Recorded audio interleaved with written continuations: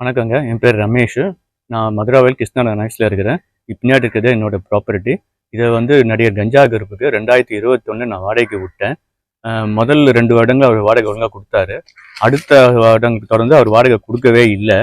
நான் இப்பல்லாம் அது கேட்கும்போது நான் குடுத்துறேன்னு சொன்னாரு. கடந்த வருடம் ஜனவரி மாசம் என்னோட ஓன் பர்ப்பஸுக்காக தான் நான் வீட கேட்டேன். நீங்க காலி பண்ணி குடுத்துருங்க அப்படின்னு. அப்ப காலி பண்ண சொன்னாரு. ஆனா பண்ணவே இல்ல. ஆனா செப்டம்பர் மாசம் நான் பார்க்கும்போது வீட்டுல அவரு இல்ல. அதுக்கு பதில் வேற ஒருத்தர் இருந்தாரு. அவரு என்னன்னு கேட்டா, நான் 1000 ரூபாய்க்கு நான் இருக்கிறேன் அப்படின்னு சொன்னாரு. அப்பதான் எனக்கு தெரிஞ்சது அவர் உள்வாடகைக்கு விட்டுருக்காருன்னு. அப்ப அந்த டைம் நான் பார்த்தேன், வீடு ஃபுல்லா மதுபான பாட்டில்களும் பீர் பாட்டிலும் கப்பல் அடுக்கி வச்சு கிட்டத்தட்ட ஒரு லாட்ஜ் மாதிரி இருந்தாரு. உடனே நான் என்னோட சைட்ல ஒரு நோட்டீஸ் லெட்டர் அனுப்பிச்சேன். அதுக்கான ப்ரூஃப் என்கிட்ட இருக்குதுங்க. அதுக்கு உடனே அவங்க மனைவி எனக்கு தொடர்பு கொண்டாங்க. என்ன சொன்னாங்கன்னா, நான் கார்த்திகை 20க்குள்ள நான் காலி பண்ணி கொடுத்துட்றேன், வாடகை பாக்கி எல்லாம் செட்டில் பண்ணிடுறேன் அப்படின்னு சொன்ன வாய்ஸ் ரெக்கார்டு என்கிட்ட இருக்குது சொன்னாங்க. ஆனா அதுக்கப்புறம் சொந்தக்கார ஒருத்தர் வந்தாரு. வீட்டுல இருக்க ஸ்கிராப் திங்ஸை வித்து நான் செட்டில் பண்ண சொல்லியிருக்காங்க அப்படின்னு சொல்லி போனாரு. ஆனா உள்ள இருக்க ஸ்கிராப் திங்ஸ் எல்லாம் பாத்தீங்கன்னா கிட்டத்தட்ட ஒரு 15,000க்கு மேல பெருமாளுங்க. ஆனா அதுக்கு 3 லட்சம் ரூபாய்க்கு கழிச்சுக்கொன்னு சொல்றாங்க. கார்த்திகை முடிஞ்சது மார்கழி, ஜனவரி அப்புறம் ஒரு கான்டாக்ட் அதுக்கப்புறம் இல்ல. ஓகேங்களா. அதுக்கப்புறம் நான் செவ்வாய்க்கிழமை அன்னைக்கு அவர் நான் கால் பண்ணி கேட்கறேன், என்னங்க வீடு எங்க இது பண்ணுங்க, எப்ப காலி பண்ணுவீங்க, அமௌண்ட் எப்ப கொடுப்பீங்க அப்படின்னு. அதுக்கு என்ன சொன்னா, நான் வந்தானா கொன்னே போட்டுருவேன் அப்படின்னு எனக்கு நேரடியாக கொலை விட்டார். அதுக்கான வாய்ஸ் மெசேஜ் ரெக்கார்டிங் என்கிட்ட இருக்குது. நான் பணம் கொடுத்துட்டேன், அவர் பயன்டாப்புல பணம் கொடுக்கலின்னு சொல்கிறாரு. நான் மொத்தமாக அப்பப்போ கேஷ் ஐட்டமாக வாங்கிட்டு போயிருக்காரு. இது போக அவர் ரொம்ப நாள் பொய் சொல்லிக்கிட்டு இருந்தார். நான் அதுக்காகத்தே அவருக்கு அக்கௌண்ட்டில் போட்டு விட்டு ஸ்க்ரீன்ஷாட் எடுத்து வச்சுருக்கேன். போன மாதம் கூட 40,000 ரூபா போட்டு விட்டுருக்கேன். எல்லாமே இருக்கு. என் பெட்ரூமை போய் அத்துமீறி உடைச்சு, என்கிட்ட சாவி இருக்கு, இவர் போய் உடைச்சு உள்ள என்கிட்ட சாவி இருக்கு, பெட்ரூம்பை உடைச்சு, சாமி ரூம்பை உடைச்சு, எங்கள் அப்பா படத்தை உடைச்சு, கலைமாமணி அவார்டு கலைஞர் ஐயாவும் ஸ்டாலின் கொடுத்தது 2 பேரும் அவங்க கையால் நான் வாங்கியிருக்கேன். அந்த அவார்டை காணோம். இல்லை, இது வரைக்கும் இல்லை. ஆனால் அவர் நேற்று 100 கால் பண்ணி வீட்டுல யாரோ இருக்காங்க அப்படின்னு சொல்லியிருக்காரு, பொய்யான தகவல் கொடுத்துருக்காரு.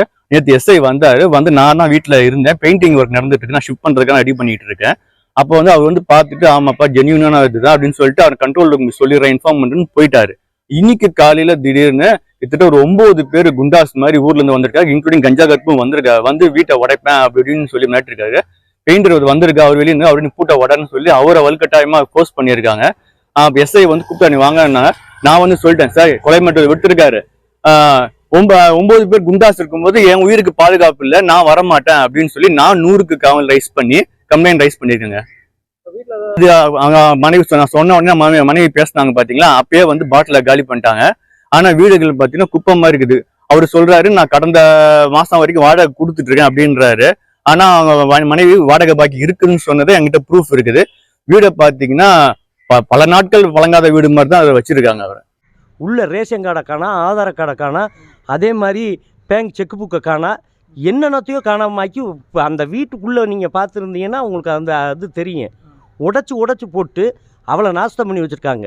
ஒருத்தர் வீட்டில் வாடகைக்கு இருந்தால் ஓனர் தட்டு தீரி, இல்லை நான் அந்த தெரியாமல் கேட்குறேன், திருட்டுத்தனம் வேலை பார்க்கலாமா? ஆமாம், ஃபேமிலியாக தானே இருந்தேன். நானும் விபச்சாரமாக வச்சு நடத்திக்கிட்டு இருந்தேன். இல்லை என்னமோ நான் பார் வச்சு நடத்துறது மாதிரி உள்வாடகைக்கு விட்டோம்னு அந்த ஆள் சொல்லியிருக்காரு. உள்வாடகைக்கு என் வீட்டை நான் எப்படி விடுவேன்?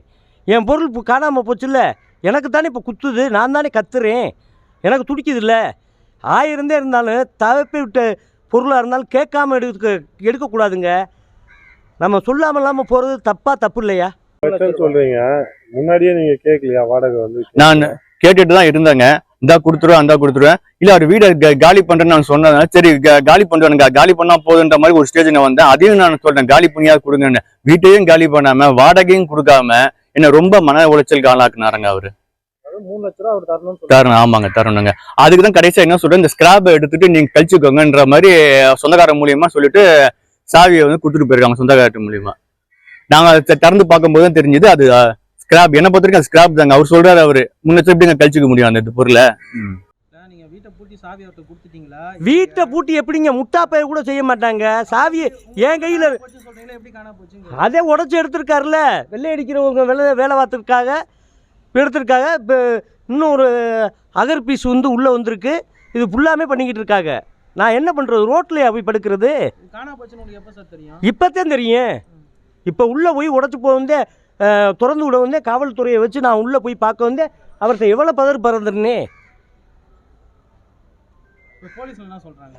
போலீஸில் எனக்கு நல்லா சப்போர்ட் பண்ணுறாங்க, இல்லைன்னு சொல்லலை. காவல்துறை வந்து கண்கலங்காமல் என்னை பார்த்துக்கிட்டு இருக்கு. நான் அவங்களுக்கு ரொம்ப உதவியாக இருக்கேன். அது மட்டும் இல்லை, எனக்கு நல்லா சப்போர்ட் பண்ணுறாங்க. நான் போய் இன்ஸ்பெக்டரை பார்த்துட்டு எல்லா விஷயமும் பேசிட்டு வரேன். அவர் வந்து ஆடியோ ஒன்று, அவர் 10 ஆடியோ இல்லைங்க. அதில் வந்து நீ அவரை கொலை பண்ணிடுவேன்ற மாதிரி பேசி ஏங்க, இப்போ என்னைய வந்து அவர் பேசியிருக்காரு. நான் வந்து சின்ன பொண்ணு வச்சுருக்கேன், எது இதில் ரெக்கார்டு பண்ண முடியாது.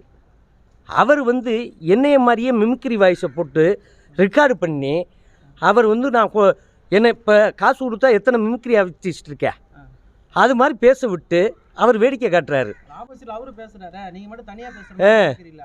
ரெண்டு பேரும் கலந்துரையாடுற. சரி, அப்போ அவர்கிட்ட ரெக்கார்டு இருக்குல்ல, என்கிட்ட ரெக்கார்டு இருக்கணும்ல.